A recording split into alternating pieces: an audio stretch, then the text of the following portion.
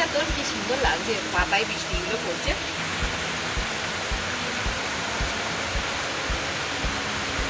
নমস্কার বন্ধুরা, শুভ সকাল। আমি ছন্দা। কেমন আছো সকলে? আশা করছি সকলে খুব ভালো আছো, আমিও বেশ ভালো আছি। তোমাদেরকে আমার আরও একটি নতুন ব্লগে অনেক অনেক স্বাগত জানাচ্ছি। তো বন্ধুরা, আজ হচ্ছে বুধবার, ঘড়িতে এখন ওই 7:30 পৌনে 8টার মতো বাজে। আর সকাল সকালে কি সুন্দর বৃষ্টি শুরু হয়ে গেছে। আমার তো বৃষ্টি ভীষণ ভালো লাগে আর কি, দেখতে ভালো লাগে। তবে বৃষ্টি দেখে তো আর পেট ভরবে না, সকাল সকাল ব্রেকফাস্ট বানাতে হবে, ছেলের স্কুল আছে, তো কাজে লাগতেই হবে, রান্নার জোগাড় করতেই হবে। ওই দেখো জানলা দিয়ে মাঝে মাঝে বৃষ্টির দিকে তাকাচ্ছি আর কাজ করছি।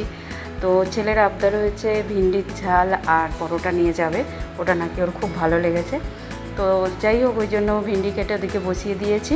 আর এদিকে দেখো রুটিও করে নিচ্ছি, পরোটাটা লাস্টে করব। আর দেখতেই পাচ্ছ একবার এদিক আর একবার ওদিক করতে হয়, কারণ ইন্ডাকশানে ওই ভিন্ডির ঝালটা বসিয়েছি আর এদিকে রুটি করছি। এইভাবেই সকালটা ধরতে গেলে একরকম ছোটোখাটো যুদ্ধ হয় আর কি। সকালবেলাটা একটু চাপ থাকে, আর কি বলো তো, আগের দিন একটু রেডি করা থাকলে বা সকাল সকাল একটু উঠলে কাজগুলো টাইম টু টাইম হয়ে যায়। কিন্তু অনেকটা লেট করে আমাদের শোয়া হয় বলে সকাল সকাল উঠতে পারি না গো। কোনো দিন উঠে পড়ি, এমন নয় যে রোজই দেরি হয়। দেরি বলতে ওই 6:30 7:30 এই রকম, এর বেশি না। তবে হ্যাঁ, এটাও অনেকটাই লেট, জানো তো। তো যাই হোক, রুটি কমপ্লিট হয়ে গেছে, দেখো ওখানে ভেন্ডির ঝালও করে নিয়েছি। আর এখানে কয়েকটা পরোটা ভেজে নিচ্ছি, কারণ সকলে পরোটা খাবে না। আমার বড় ছেলে খাবে না, বড়মশাই খাবে না। এই যে নিয়েই চলে এসেছি রেডি। আর এখানে দেখো, যেহেতু ছোটো ছেলের টিউশন ছিল, আর টিউশন থাকলেও একটু তাড়াহুড়ো আরও করতে হয়, কারণ ওর স্নান করা থাকে, বই গুছানো থাকে, প্লাস খাওয়াটাও বাকি থাকে। সেই জন্য আমি কী করছিলাম, আমি না হলে ওর দিদা ওই সকালের টাইমটা ওকে একটু, যেদিন টিউশন থাকে, খাইয়ে দেওয়ারই চেষ্টা করি, যাতে ও বইটাও গুছিয়ে নিতে পারে আর এদিকে ওর খাওয়াটাও কমপ্লিট হয়ে যায়, মানে দুটো কাজ একসাথে হয়ে যায়। তো এইভাবেই সকালটা প্রত্যেকটা বাড়ি একই আর কি রুটিন থাকে। কেউ অফিস যায়, কেউ স্কুল যায়, এরকম ব্যস্ততার মধ্যেই সকালটা কাটে। তো যাই হোক, ভালো লাগে। একটা ব্যস্ততার মধ্যে থাকলেও ভালো লাগে, আবার কখনো কখনো জানো তো বোরিংও লাগে, যে সকাল থেকে মানে সকাল শুরু হলো তো কী খাওয়া হবে, কী রান্না হবে, কী টিফিন হবে, এইসবেই চলে যায়। তো যাই হোক, সব কিছু দিকটা কমপ্লিট করা হয়ে গেছে। আর এখানে আমার ছোটোবাবু দেখো রেডি হয়ে গেছে। আর বৃষ্টিটা ওরই মধ্যে এখন একটু থেমেছে, দেখতেই পাচ্ছ, একদম রাস্তাঘাট এখন ভিজে আছে। ভালো ভালো স্কুলটা চলে গেলে ভালো, নাহলে কী বলো তো, আবার রেনকোট পরতে হবে, ওটাও একটা ঝামেলা। তো যাই হোক, আবার বাইকে বসে পড়ছি, বেশিক্ষণ টাইম লাগে না, বাইকে ওই 5-7 মিনিট লাগে, 5-7 মিনিটও বললে ভুল হবে।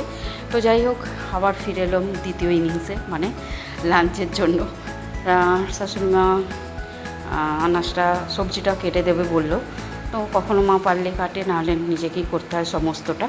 তো যাই হোক, আমি এদিকে ব্রেকফাস্ট করার পর বুঝতেই পারছো একদম ছড়ানো ছেটানো সমস্তটা থাকে, মাঝামাঝি অনেকটা বাসন জমে যায়, সেগুলোকে মেজে উঠিয়ে নেওয়া, তারপরে যেখানে যা মোছামুছি থাকে সমস্তটা কমপ্লিট করে গুছিয়ে নিয়ে ভাত বসিয়ে দিয়েছি। আর এদিকে বড়মশাই এনেছে মাছ, ওকে এক মাছ আনতে বলেছি আর এক অন্য মাছ নিয়ে চলে এসেছে। তো যাই হোক, মাছটা ঠিকঠাক আমার পছন্দ হয়নি, আবার একদম খারাপও না। মানে মাছটা ভালো হলে কী হবে, মাছের পোর্শনটা বেশিরভাগ মুড়োর দিকে দিয়েছিল। তো যাই হোক, মাছটা ধুয়ে গেছে নিলাম, মাছটা এনেছিল ভেটকি মাছ। আর এদিকে দেখো, এখনও আমি যতটা আর কি তাড়াতাড়ি রান্না হয়, যার জন্য ওদিকে ইন্ডাকশানটাও চালু করে দিই, এদিকে গ্যাস ওভেন তো থাকেই। এদিকে ওই কুন্দ্রি বা তরুলি, ওটার একটা শুকনো শুকনো ভাজা করব, মানে মশলা দিয়ে আদা রসুন পেঁয়াজ এসব দিয়ে করব। আগের দিন করেছিলাম, সবার ভালো লেগেছিলো, তো শাশুড়িমা বললো ওইভাবেই কর, তো ওইভাবেই করছি। কিন্তু কুন্দ্রিটা কী বলো তো, প্রথমে সেদ্ধ হয় না, যার জন্য ওকে আগে 20% ভেজে নিই, তারপরে ওর মধ্যে অ্যাড করি আলু। আর এদিকে হবে ছাঁচি কুমড়ো ডাল, মুগের ডাল হবে। তো মুগের ডালটা 20% সেদ্ধ হওয়ার পর আমি ছাঁচি কুমড়োটা দিয়ে দিলাম, দিয়ে ওর মধ্যে দিয়ে দিলাম লবণ আর হলুদ, দিয়ে আবারও ঢাকা চাপা দিয়ে দিলাম, সেদ্ধটা হবে, তারপর মশলা কষাবো। তো এখানেও দেখতে পেলে কুন্দ্রিটা 20% সেদ্ধ হয়ে গেছে, তারপরে দিয়ে দিলাম আলু, কারণ আলুগুলো ঢাকা চাপা দিলে বেশ ভালোভাবে সেদ্ধ হয়ে যায়, কিন্তু কুন্দ্রি বা তরুলিটা হতে চায় না, তো সেই জন্যই আর কি একটু পরে আলুটা দিলাম। আর এখানে দেখো ডালটাও সেদ্ধ হয়ে গেছে, এবার সাঁতলাবো বা সাম্বার দেবো, যেটাই তোমরা বলো না কেন, সেটার জন্য দেখো কড়াইতে তেল দিয়ে দিয়েছি। এবার ওই জিরে, একটু লঙ্কা, তেজপাতা এসবগুলো আমি ফোড়নে দেব। আর দেওয়ার পর ওখানে আমি একটু আদা, জিরে আর এলাচ বেটে নিয়েছি। যেহেতু মুগের ডালটা নিরামিষই করি, শাশুড়িমার জন্য বেশিরভাগটাই আমাকে পেঁয়াজ রসুন ছাড়াই রান্না করতে হয়। তবে হ্যাঁ, যেটা দেবার দরকার পড়ে আমি দিই।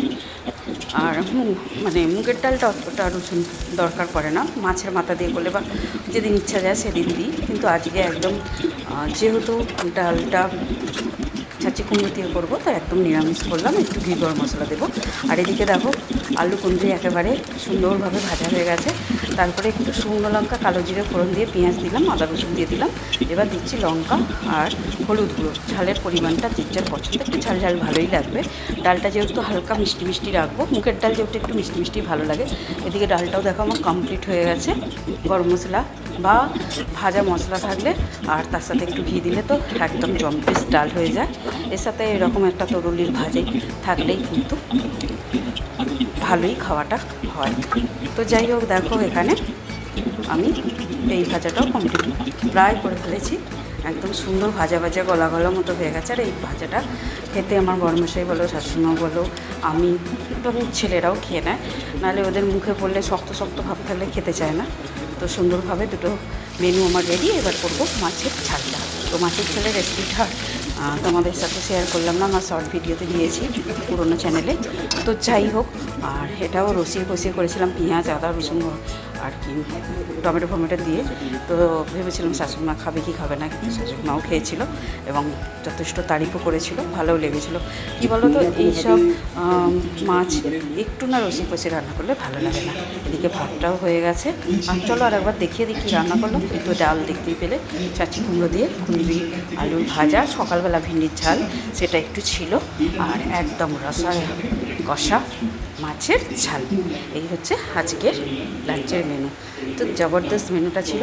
আর এটা হচ্ছে আমাদের ঐতিহ্যবাহী করা। দেখি কিছু মাইন্ড করোনি, কারণ কড়াটা অনেকটা পুরনো। মানে আমার বর যখন মুম্বাইতে থাকতো তখনকার অনেকটা পুরনো করা। তখন ওরা ব্যাচেলার থাকতো, তো মাজা ঘষা করতো না, ওই রকম ছোপ হয়ে গেছিলো। এটা হচ্ছে হিস্ট্রি। তবে আমি যতই চেষ্টা করি না কেন, ক্লিয়ার হয়ে যায়, পরিষ্কার হয়ে যায়। তো যাই হোক, আজকে আমি একটা নিজস্ব আইডিয়া ট্রাই করেছিলাম। ওই একটু কড়াইতে মধ্যে জল দিয়ে একটু সার্ফ দিয়ে একটু গরম করে নিয়েছিলাম। তাতে কি হয় বলো তো, তেল ঝাল মশলা যা লেগে থাকে সুন্দরভাবে উঠে যায়। এবার তুমি একটু চেপে মেজে নিয়ে কিন্তু ক্লিয়ার হয়ে যাবে। দেখতে কালো ছোপটা থাকবে, বাট ক্লিয়ার হয়ে যাবে। ওদিকে কিচেনের কাজ আমার হয়ে গেল সুন্দরভাবে। মাজা ধোয়া মোছা সমস্তটা গুছিয়ে করে নিয়েছি, কারণ রান্নাঘরের কাজটা অনেকটাই সময় লাগে। তারপর ঝাঁট দিয়ে দিলাম, দিয়ে আমাদের উপরের ঘরটা আমি এভাবেই মুছে নিই একটু ফিনাইল দিয়ে, কারণ পিঁপড়ে হয়, বর্মশাই যেহেতু নিচে শোয়। তো একেবারে রানিং ফাস্ট করে তোমাদের সাথে আজকে পুরো সম্পূর্ণ রুটিনটা শেয়ার করলাম। কেমন লাগলো অবশ্যই কমেন্ট করে জানিও। লাইক করো, শেয়ার করো, আর চ্যানেলটা সাবস্ক্রাইব করে দিও। আবার